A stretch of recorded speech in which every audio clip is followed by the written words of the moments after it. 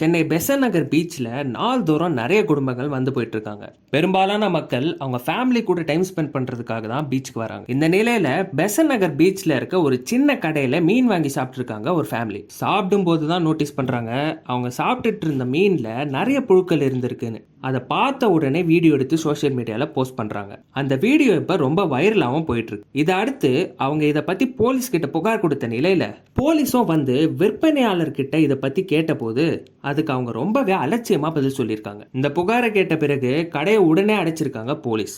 இது அவங்க தெரிஞ்சு வேணும்னு செஞ்சிருந்தாங்க அப்படின்னா செக்ஷன் 275 ஆஃப் பிஎன்எஸ் ஆக்டின் படி கடையின் உரிமையாளருக்கு தண்டனை தரப்படும். ஒருவேளை இது கேர்லெஸ்னஸ்னால நடந்திருந்தது அப்படின்னா section 59 of food safety and standards ஆக்டின் படி தண்டனையானது தரப்படும்.